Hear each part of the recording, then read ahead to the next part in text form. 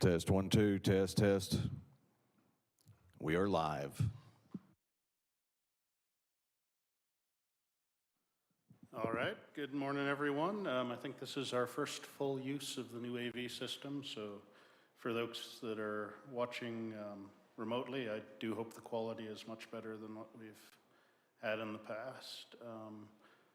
Before we start, I did want to note that the governor's mask mandate is in effect, and it's an individual responsibility to understand both the requirements and the exemptions.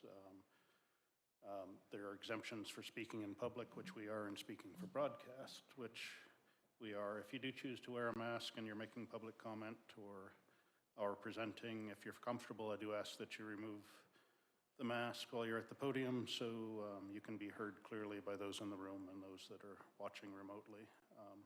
Before we call the meeting to order, I'd like to invite Pastor Smith to give us an invocation and lead us in the pledge.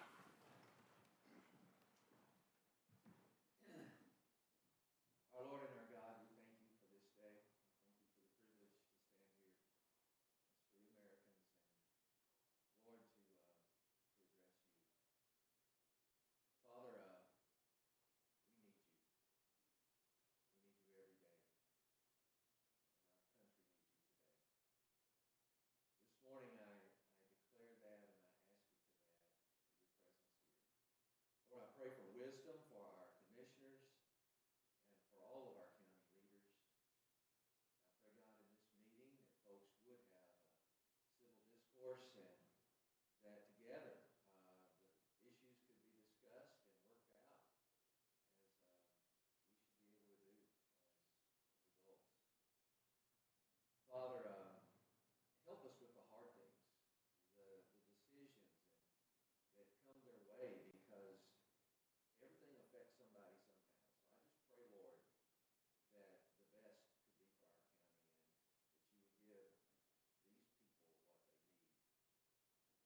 Lord, I pray today for our first responders, for all those that work hard to help us, to protect us, step into harm's way for our sake. Lord, would you bless them? Would you keep them? And Lord, help their families as they sacrifice so very, very much. Father, I pray today for our families.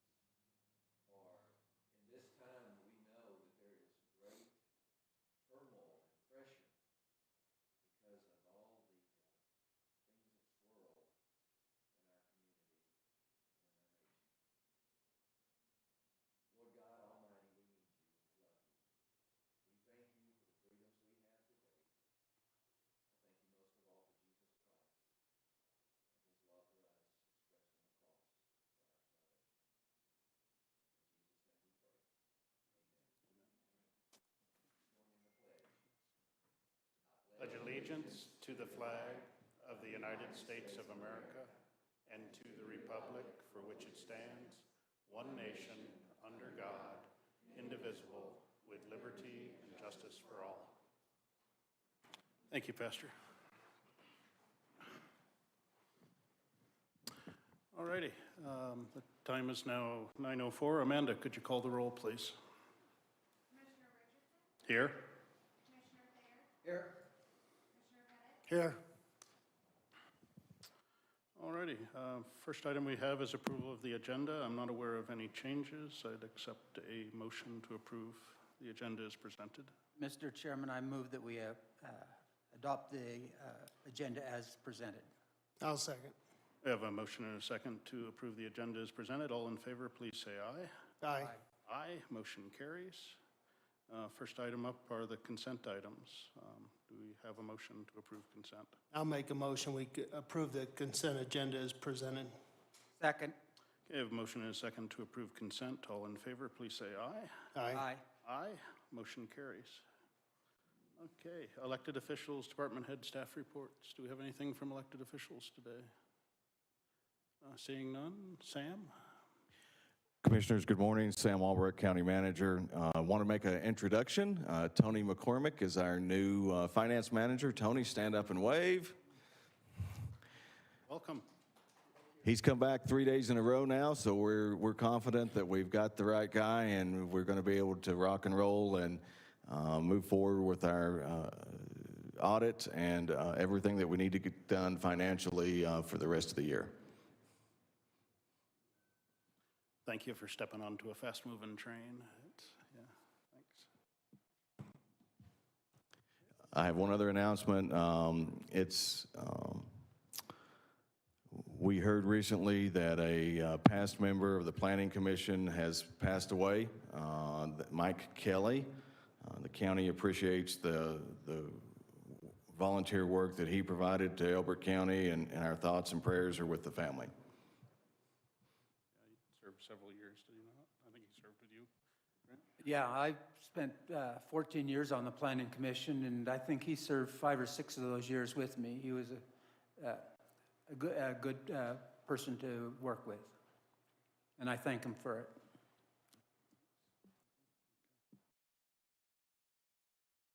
Thank you. Moving on to open public comment.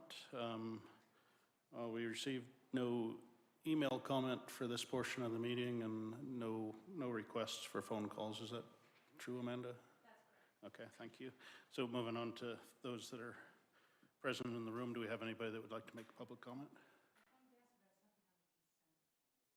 Yeah, please, open. Could you turn the mic on, ma'am? So, thank you.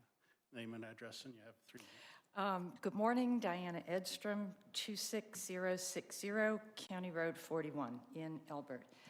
I wanted to ask about the payroll and checks report, which is generally included in every BoCC meeting, and it hasn't been in there, it looks like since 11/18. And I've sent several emails, I haven't gotten a response, and I'm wondering when we can expect to get the past 12 weeks of reports, as well as get those back on the normal agenda. Well, our new finance director was just announced, so I'm assuming the delay was based on having that position absent, so, but it's Soon. soon, yes. Okay, thank you. Do we have any other public comment? Hi. Hello. Kurt Schlegel, 2370 Antelope Ridge Trail in the Upper West Side. Commissioners, staff, I'm also an elected representative for the Elkhorn Ranch Metropolitan District Number 1, and I'm here speaking on behalf of the district and the residents regarding the condition of the roads in the development.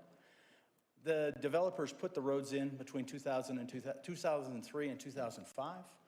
The roads were built to county standards. They were subsequently inspected and accepted by the county in 2011, which is when you all took over maintenance of the roads. Over the past several years, the roads are deteriorating at a rapid pace. As a matter of fact, there's some cracks through the roads where you'd lose small dogs.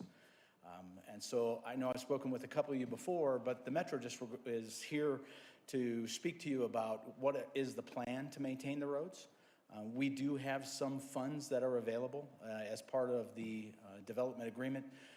The district collected from all residents a small portion of money that was used for a road fee, and that was primarily to be used for the roads in the perimeter of the area. We've used some of those funds to work with Arapahoe County and build a deceleration lane on 194, but we do have some monies left, and we're willing to commit those or give those to the county to help with those. Help with some of the maintenance costs. And so I've got letters for each of you, and I'll leave with the clerk. And I would just ask for some consideration and just to see if we could start the discussion to find out what plans are in place, if any, or what we can do to assist to move that issue forward. Have you talked with our Public Works Director? We've talked briefly, and I've talked with Commissioner Pettit about it as well. And I know that there's a new plan. I just talked with the county manager about some new technique that they're looking at to fill some of those cracks, and I would hope that we could be used as a test case for that.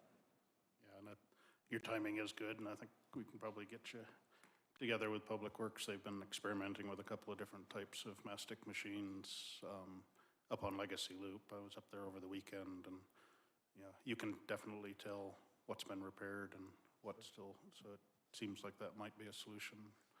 Outstanding. those transverse cracks. Great. Thank you very much. I'll leave these with the clerk if that's okay. Thank you. All righty, don't see any other members of the public.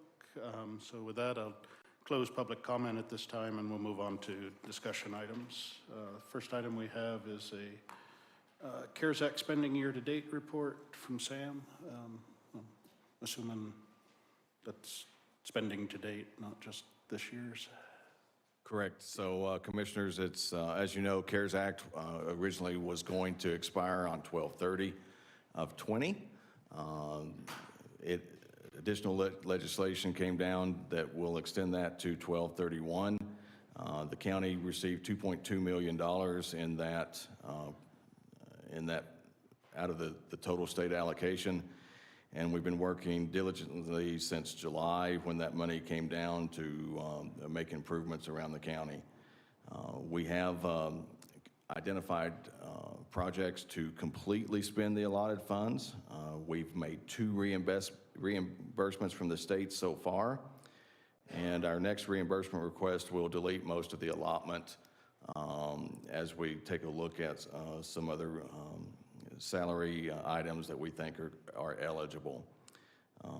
So we have focused those CARES Act projects on a number of different projects around the county. Of course, just the extra cost of accounting was one of those projects. We had a lot of work from home costs in equipment and support to get us through the worst part of what we hope is the worst part of the outbreak. We are looking at, we did grants to small businesses and nonprofits within the county, and we are continuing, we had to buy a lot of personal protective equipment, PPE. We also set aside money to protect our vulnerable populations. We also looked at, of course, improvements to the main departments that had face-to-face interface. We put up basically sneeze guards and plexiglass as needed. And we also did, of course, AV improvements to this room and to the Ag Bay in order to allow citizens more access to the to our public meetings. Additional cleaning was also required, and that was covered under the CARES Act. And we looked at software that would allow our departments to serve the citizens remotely too, including a new website, new software for the assessor's office. We're looking at new software for planning in the building department also. We were denied on some things, like we thought some electronic signboards around the county to emphasize messaging, and the state said no on those. So it is a dance with the state as we look at what is they think is eligible and what we think is eligible, and we defer to the state on most of those cases. But we have also bought things that we knew we needed. For example, some equipment for the communication tower out of the missile silo. That was the #1 request of law enforcement and first responders to increase reliability with our Douglas County dispatch. So we went ahead and funded that. So those are the primary projects that we have taken a look at. And the 2 expenses that we've put in year to date total about $700,000. I provided detail on those expense reports to the state for reimbursement. The first one was $200,007. The second one was $548,683.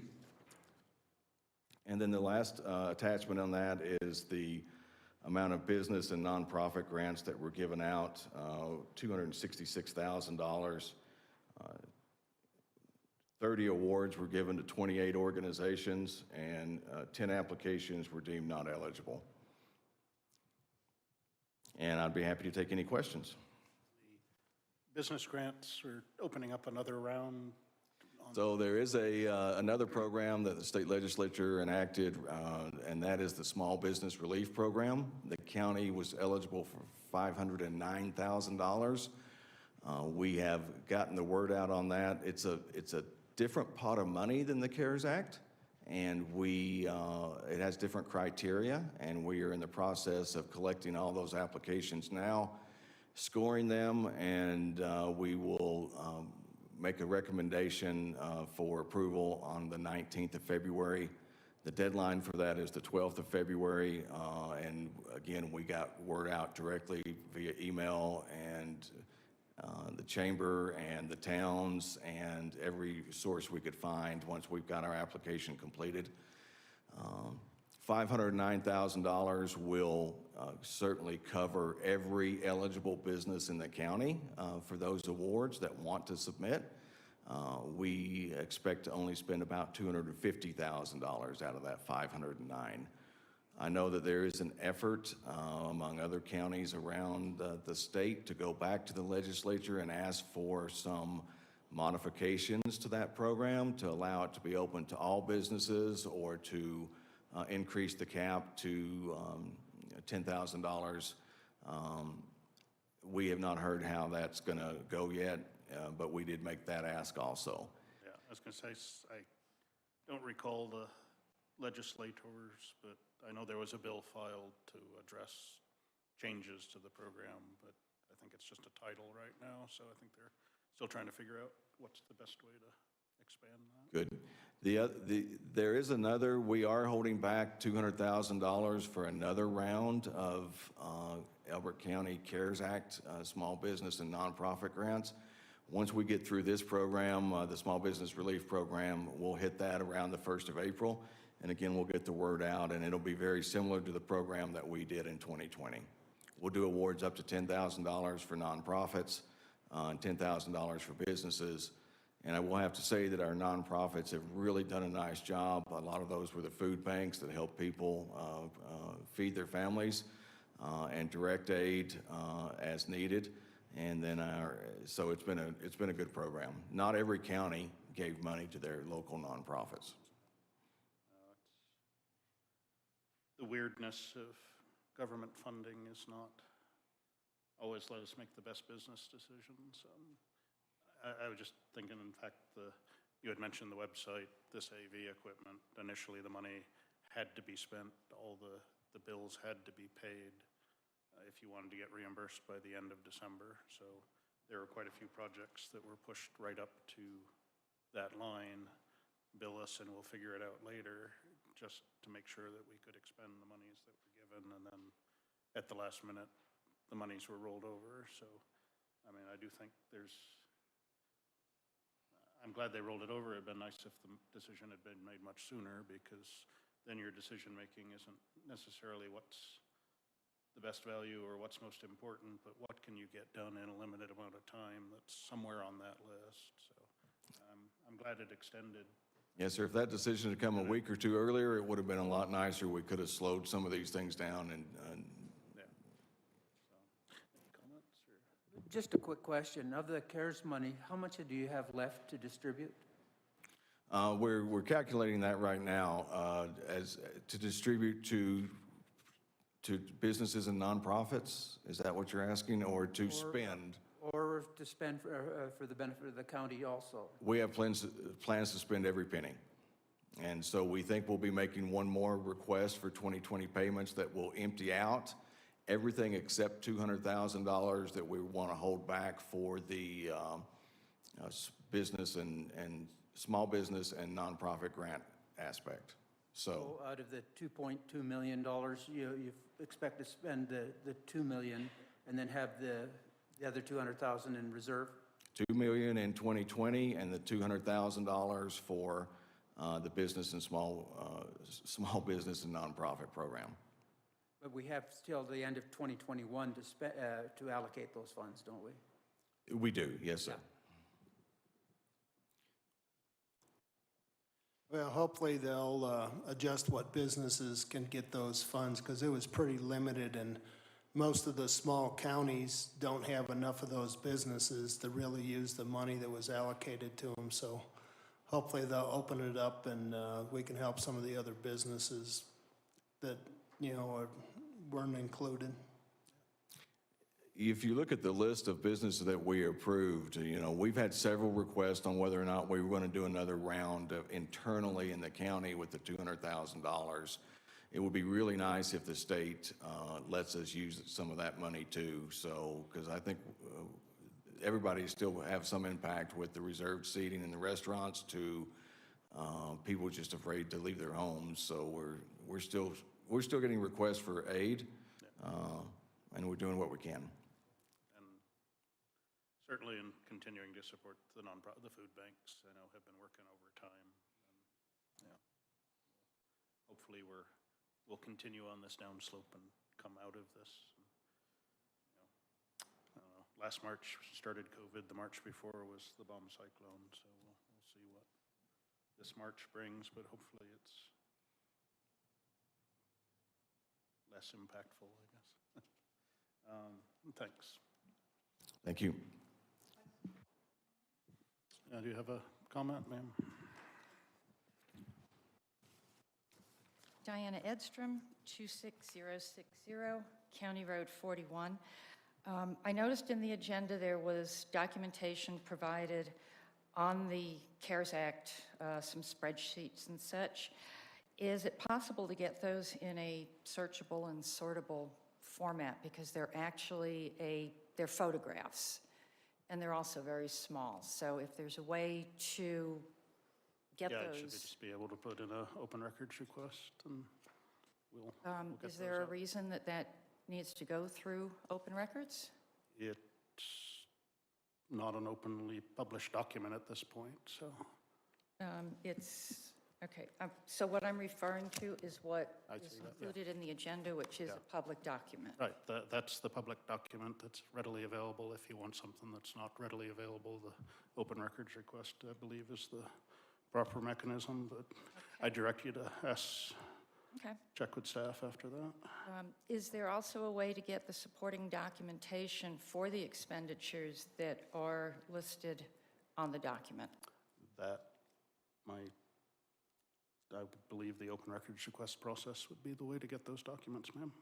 Okay, and the spreadsheet that had all the recommended projects, I noticed that the project amounts had been replaced with, like, the status of all those different projects. Is there a way for that spreadsheet to be updated with the actual spending on those different projects as opposed to the projected? At a future presentation, I'm sure, yes. Do we have a date on that?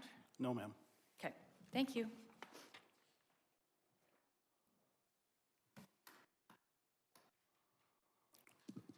All righty.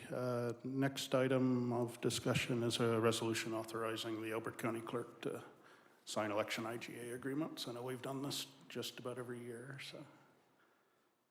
Good morning, Commissioners. Dallas Schroeder, County Clerk.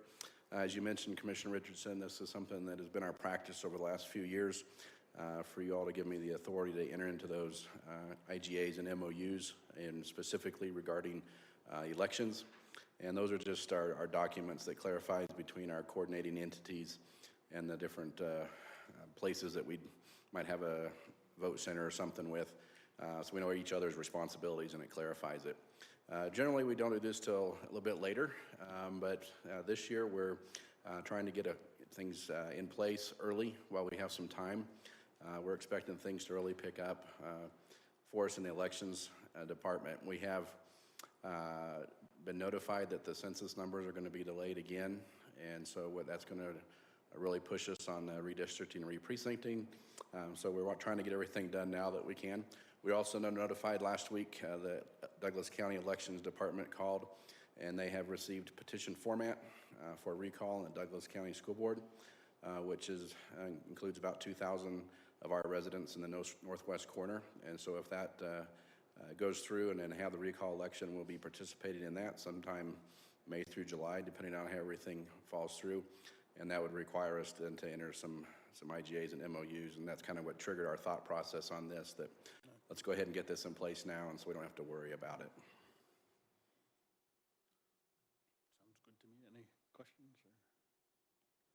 It sounds like this is time sensitive, Well, in the next month, probably. so we can put it on next. We can take it for action. Yeah. Yeah, that's fine. Thank you.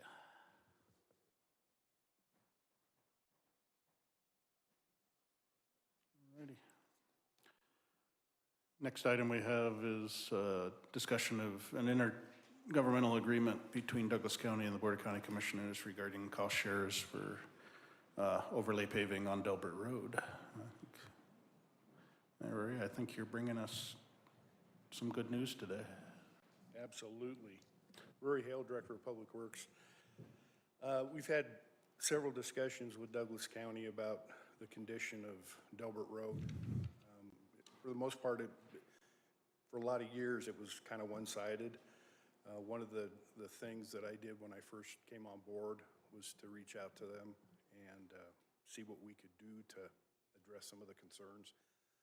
Long story short, I was approached last year with the idea of doing a mill and overlay project, including the shoulders within our portion, which is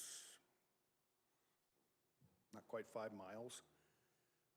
The cost of that was just way out of reach for Elbert County. They asked what we could contribute. I suggested $250,000. I think our portion would have equated to around $600,000. The county commissioners of Douglas County agreed. So the IGA is before you today. I think that's a win-win for everybody. It's, as I said, that would have cost us a significant chunk of money. Yeah, What I will say while I'm up here, Mr. Schlegel, you're next. in a good way, I think, yeah. Rory, be sure and get the money first. All right. No, but, And I'll reach out to you. yeah. But my understanding is, so Douglas County's gonna take on the entire project from 194 down to Singing Hills with, or East Parker Road down, sorry, yeah. Correct. So about 800,000 from their side and 250 from us. Pretty pricey. Yeah, So we were able to swing it in the road and bridge budget, so I think that's definitely money well spent, especially in light of the fact that they're gonna be doing the shoulders, because that's one of the major problems we've got on Delbert. yeah. No, I appreciate you working that. Had a few conversations with the past chair of the Douglas County Commissions and Laura Thomas, and they definitely understand the amount of traffic that comes out of Elbert County and goes into their county and spends money, and they get the tax dollars off of that. So I'm glad they were willing to see that road is a tremendous economic benefit to them, even if it's, Well, I think it's kind of nice because part of my tax dollars, being a Douglas County resident, go towards that project, so. yeah, okay. Well, thank you for that piece Win-win too. for me. All righty. Any questions or comments? Yeah, just a quick question. Is this time sensitive? It's in a discussion item now. Would you like us to move it to an action item? I would appreciate if you would. The sooner that we get it to them, the sooner they can move forward with their bid packets. And I actually promised them that we'd have it to them on the 10th. Mr. Chairman, I move that we move this item to an action item. I'll second. Okay, we have a motion and a second to move this to action. All in favor, please say aye. Aye. Aye. Aye, okay, motion carries, so we'll take this for action, and yeah, I understand this, and I mean, people are making bids for summer paving projects now, and if we don't Thank you. get in that queue, it'll be delayed, so. Thank you. Do we have any public input on this? Seeing none, I'd accept a motion to approve the IGA as presented. I'll make a motion, we approve the IGA between Elbert County and Douglas County as presented.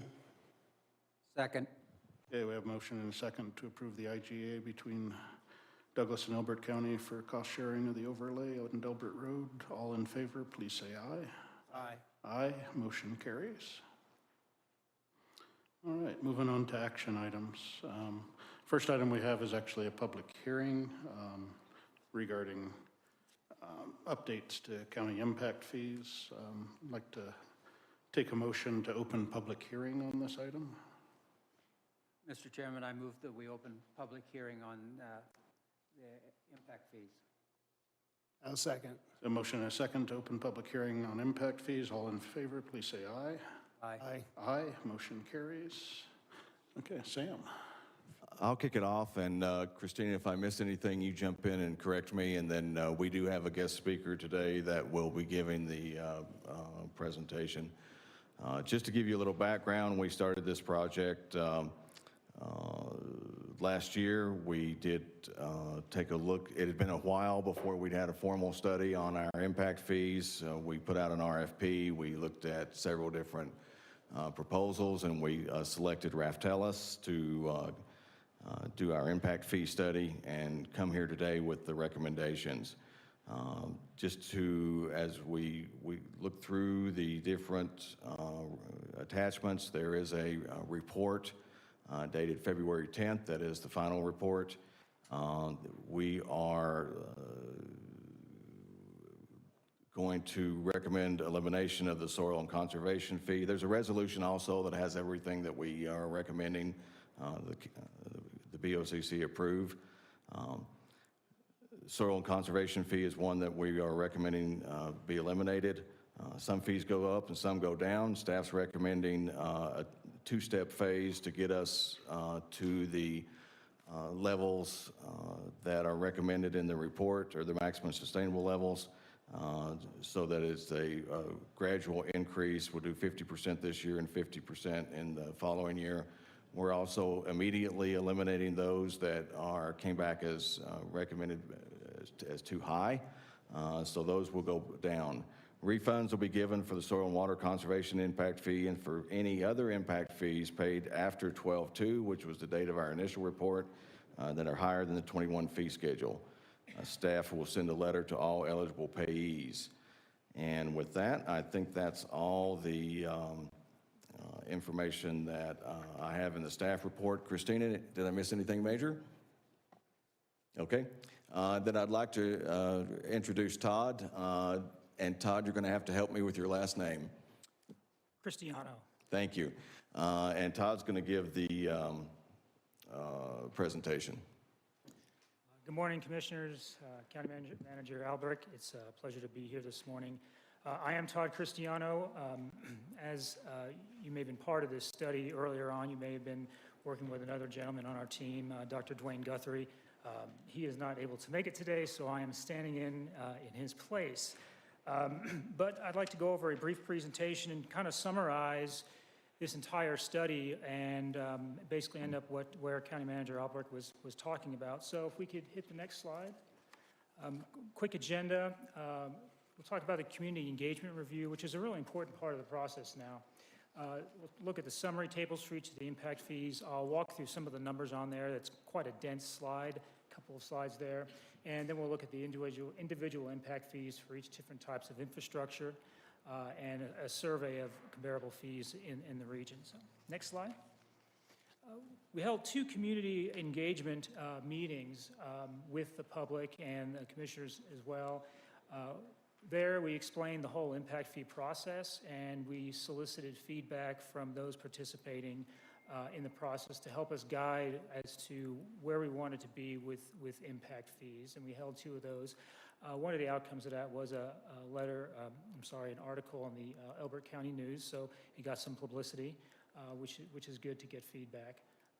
Next slide. Most importantly, impact fees are governed by state statutes, meaning that we just can't make up numbers willy-nilly and have them look good. There are some requirements that, as consultants and as municipalities, that they need to follow in order to have fees that are legally defensible in court and support the state statute. I won't read all this here, but at the end of the day, it's about proportionality, meaning that the fee paid is proportionate to the benefit you get, kind of that rational nexus. Now, in terms of Raftellus, we've done a number of these studies, both non-utility, such as the ones we're doing today, but also a lot of utility impact fees, process is similar. They're still required to meet the same state statutes. And because of that expertise, that gives us the ability to, from a technical standpoint, develop fees, as we have for many other communities, and have that be supported by legal precedent and having not been challenged on our approaches. So that basically outlines the state statutes. Next slide. So there's a couple different methods that we can go through to get to this rational nexus of the benefit received versus the cost paid. And there's this table here. What's really important here is we have the fees on the left, different types of fees on the left. Am I doing that? No, I am. Oh, okay. I was like, magic hands. So we have 4 different types of fees: the parks and recreation, public facilities, transportation, and sheriff facilities. And we have this thing called incremental expansion at current standards, and that's just the method in which we accumulate the costs. But what's really important here is the cost allocation. And the cost allocation deals with how are we proportioning the cost between residential and non-residential development. And there's things up here called population, functional population, average daily inbound vehicle miles of travel, it's a mouthful, and then functional population again. And these are all standard methodologies used to really apportion that cost between residential and non-residential. There's some other steps to get to the different types of non-residential, such as retail, offices, industrials, and warehouse. But real quickly, population basis for Parks and Rec, there's really no benefit to businesses here, so the costs are based off the population of the area. Functional population, both for public facilities and sheriff, are really based on what's called the daytime population. And when you look at a daytime population, there's an impact of having a daytime population within the community. There's people either going out of the community or coming in, and that all has an impact. And by using the functional population, we're able to look at both the people that are commuting outside of the county and those coming in. And it gives us an idea of what's the impact of those people that are commuting into the city and what impact they might have on the system. So it's a little more detailed with functional population than just population. Transportation uses average daily inbound vehicle miles of travel. There's a number of studies. The Institute of Transportation Engineers monitors different types of trip data for convenience stores, office buildings, you name it, car washes. And it's a way to apportion costs to both residential type dwellings as well as the various types of non-residential type entities, such as the convenience store, car wash, because they all have different types of demands that are placed on the system. If you think about a fast food restaurant like Chick-fil-A during the pandemic, there was just a line out the door. There was just a line of cars going in and out of there. So that's a huge demand on the roads. Whereas maybe an office building was basically shut down, not so much demand. And so that's how the costs are allocated on the transportation side. So next slide. Okay, maximum supportable fees. There's a lot of numbers up here. But if you look towards 1, 2, 3, 4, 5, 6, I think it's the 7th column that says the maximum supportable fee.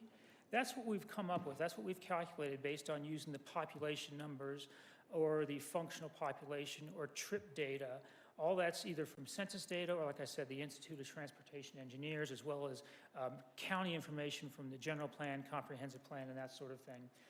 Now, maximum supportable means that this is the maximum amount the county can charge for this type of fee to a certain type of development without possibly being legally challenged, meaning we can calculate, we can technically support those values up to those numbers under the state statute.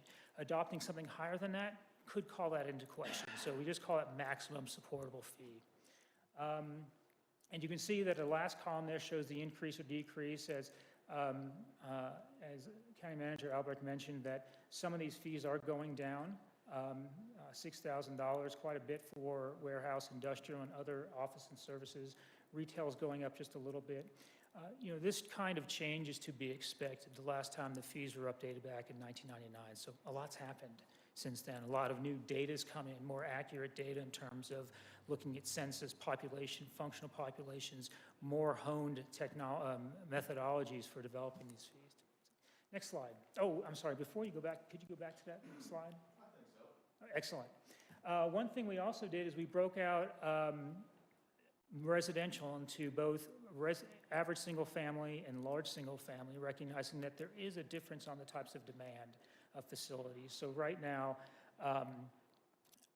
there are two different fees for that, and we have a comparison of fees which shows the current fees versus the new fees and how they were different. So next slide. Okay, parks and recreations. We can see here, I'm not going to go through all these numbers here, but this is basically kind of summarizing the calculations about getting the population, apportioning the cost of the parks and recreation fees to the residential population. And we look at, another thing we consider is the number of persons per housing unit, which helps us distribute the cost to the different types of dwelling units. And as obviously a smaller unit, accessory dwelling unit down there in the lower left-hand corner. Just a quick question, those fees are per 1,000 square feet? These are per dwelling unit. But the ones before were per 1,000? Some of them are, some of them not. If we can go back to the previous slide. The residential is per dwelling, and it says non-residential per 1,000 square feet of floor area. So those last four are per 1,000 square foot. Thank you. Okay. But here we're looking just at parks and recreation because it's only assessed to residential development. We have the four different types here: accessory dwelling unit, and as you can see, the persons per housing unit increase as you get to the larger single family or larger homes, which drives a higher cost to the larger, as you get to larger dwelling units.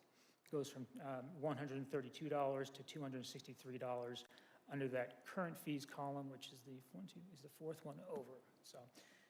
So the people per housing unit is really driving that population. Next slide.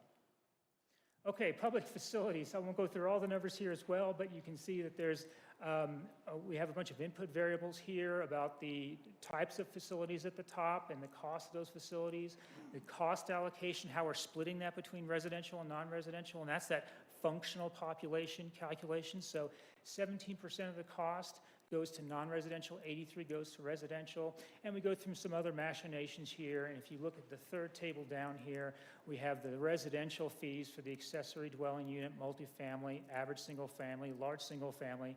Again, we're basing it off of people per housing unit, and that purple column there shows what the maximum supportable fees are. We get down to the warehouse, industrial, manufacturing, office, and other services, and retail and restaurant. It's based off the ITE, Institute of Transportation Engineers data, and its maximum supportable fees are $234 for the warehouse, $669 for the industrial, manufacturing, $1,314 for the office and other services, and retail and restaurant, $2,446. So retail and restaurant tend to have higher fees just because of the amount of activity that's going on there.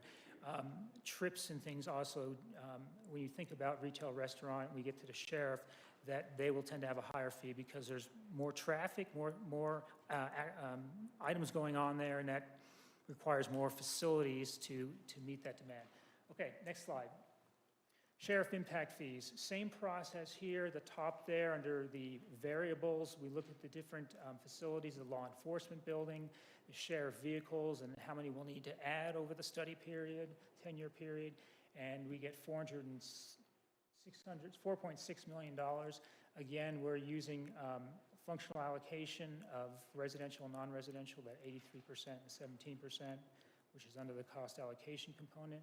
And we show the growth in the number of people. We show the growth in the number of vehicle trips over the 10-year period. We get a unit cost, and then again, we divvy that out to the residential dwelling units based on per housing unit, and the maximum supportable there in that purple column is 494. It goes all the way up to 1,200 for the large single family.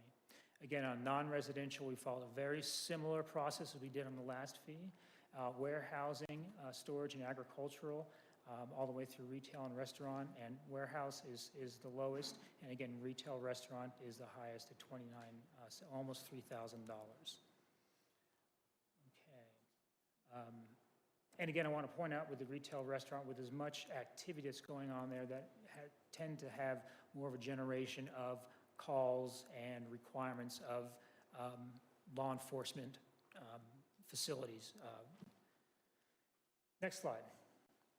Transportation impact fees, this is probably one of the more complicated fees. There's a lot of things to consider here, but the process, again, is the same. We have to divvy out what are the costs, how are we separating those costs between residential and non-residential, but behind the scenes, there's some more calculations looking at trips, how far the average commute is for a residential customer or a residential dwelling unit, whether they're going directly to a convenience store or whether they're passing by the convenience store, all these sorts of things. But at the end of the day, the top part there, Elbert County input variables, tells us all the information we need to know to then start separating those costs between the residential and non-residential type facilities. Again, we've got the accessory dwelling unit, multifamily, average single family, and large single family in that second table. Instead of people per housing unit, we're using trip ends. And that's just a way of, we can get this information by looking, what's the average number of trips what is the average number of trips that are generated from these type of dwellings? And again, the ITE has very specific information that they publish regularly, and we will also use local information if available. And I know that there was a lot of emails back and forth on the transportation side of things, honing these numbers in. The trip adjustment rate, that just tells us that we have, there's both trips in and out. We need to adjust for just the trip out, and then adjustment for the length, considering the unique circumstances of the county and the longer periods of drive being in the county.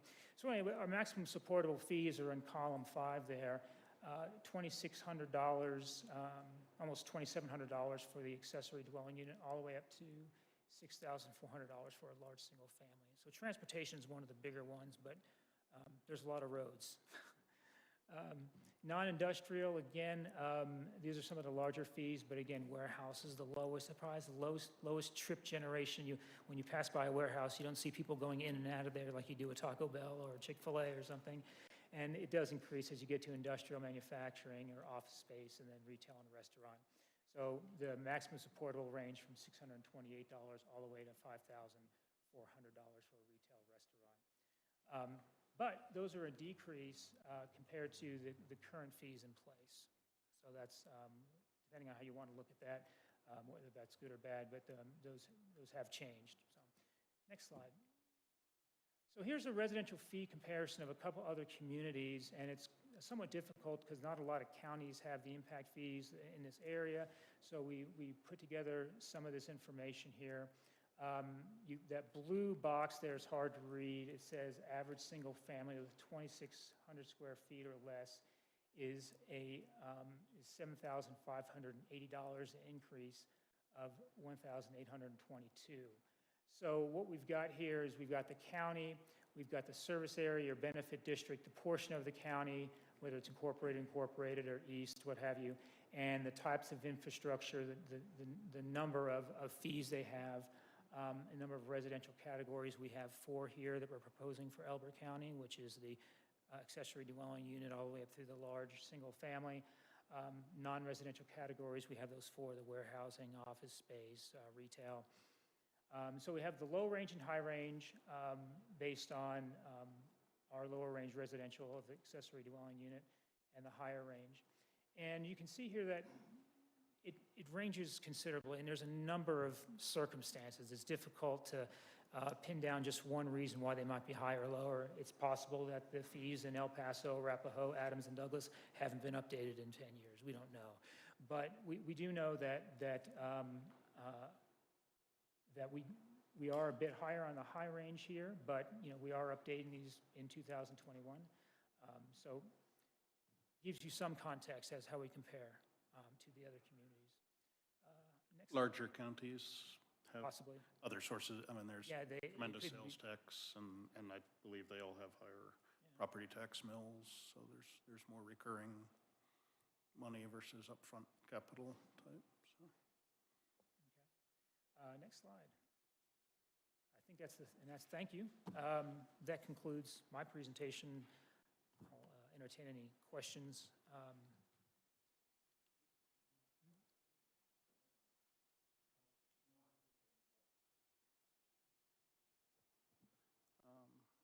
Sam, anything to? Commissioners, I will add one comment. As you know, we're doing a new transportation plan also, and we are starting to get our head around a public facilities long-range plan too on what we're going to need for future staffing. As those plans develop and mature, we are probably going to come back and ask for an update to this plan in the 3 to 5 year range, rather than waiting much longer after that. So once we have some more data from our transportation plan and from a public facilities plan, that might drive some changes that we need to take a look at. Don't know yet, but because those plans are not yet completed. Alrighty. Thank you, sir. Take public comment at this point, if anybody has any. Sir?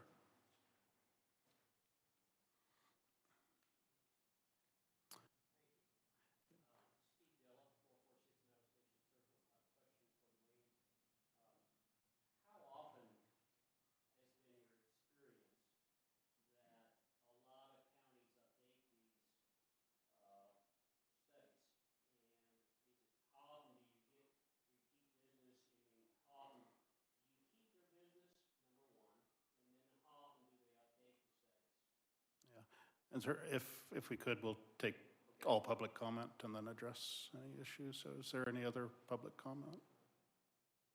Okay, seeing none, see if you could.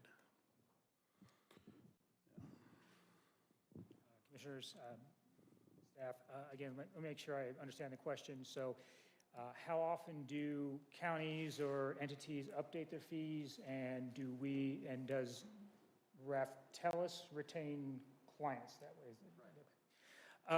Well, it varies.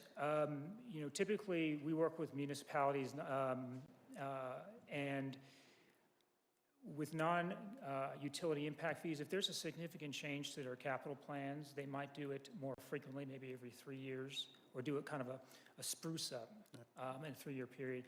But 5-year chunks are usually what's typically done. On the municipal utility side, like water and wastewater, those are large projects and they just don't get moved around very quickly. So, again, 5 years or, 5 years is typically the standard. And, waiting longer than that, you might get some huge swings in fees, but it just depends on what's happening in your municipality, whether there's a lot of growth or whether you're in a more mature stage, but still have growth, or the type of growth has changed significantly. So a couple of factors to consider, but I'd say 3 to 5 years is typically what we would see or recommend. The other question regarding Raftellus and repeat clients, we have a number of repeat clients. In fact, I'd say 60%, 70% of our revenue comes from repeat clients, both with impact fees and with rates, water, wastewater, utility rate studies. We do quite a bit of work here in Colorado along the Front Range and the Western Slope, but we're a nationwide firm that does work all the way from Maryland to San Francisco. Thank you. Any questions? Yeah, this is to Sam. When you commit a large cost for doing these studies, don't you have to go through an RFP? Absolutely. We put out a public RFP. We got, I think, 7 or 8 bids back, and we interviewed the last 3. I think we interviewed the top 3 of the candidates for this project. And we would put it out for RFP again if we do any updates. Yeah, that was, you kind of hit on the 5-year timeline to me. Obviously, there's some pretty large swings and changes in the way the counties, both in numbers and then the way the county's done business over the last 20 years. So 1999 was obviously too long ago. Yeah, but I think tentatively whether, that we should look at a refresh every 5 years, and then if we have major plan changes, because a lot of this is based on, we look at future plans that are on the shelf, determine what the capital construction costs may be, then allocate the portion of anticipated new growth. I think we looked at it 10 years out in this study, so continuing to make that adjustment. We've seen growth projections change just dramatically in the last 4 years downward, and that was pre-COVID, and now potentially we'll see more pressure as folks want to move out of the urban areas based on COVID. So I think there's a lot of potential changes that we got to capture more frequently. Like I said, I've seen the population estimates vary widely over just a 5-year period now, and going back 10 years, they've certainly changed tremendously. I think we were looking at a population of around 40,000 or more at this time 10 years ago.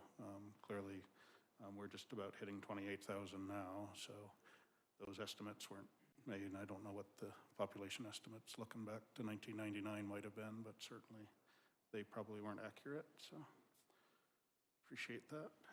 Commissioners, I will also mention that in that resolution that you're getting ready to consider, there is also a cost index increase on an annual basis. So that'll help us keep track with that cost of production, cost of construction, cost of facilities and roads. No, I think that's wise, and that also makes, if the fees need to be defensible and based on an external study, then rolling for more than a 5-year period with inflation indexes is I think that 5-year date is the right one, because obviously we've seen tremendous reduction in the non-commercial or in the non-residential side, so letting things run automatically is not, it could get us into trouble. So like I said, I appreciate I think stair-stepping up to that supportable amount is the right way to do it. We shouldn't be making all those changes at once on the increase side, but for the decrease, refunding folks for anything that they paid over what was supportable based on our first look at the numbers. And I think that goes back to early December was when we were first made aware that some of those fees may be high. I think that's absolutely the right thing to do. So, any questions or further comments? Yeah, one of the things when Chris and Rick and myself were elected, we were trying to get a lot of these old situations updated.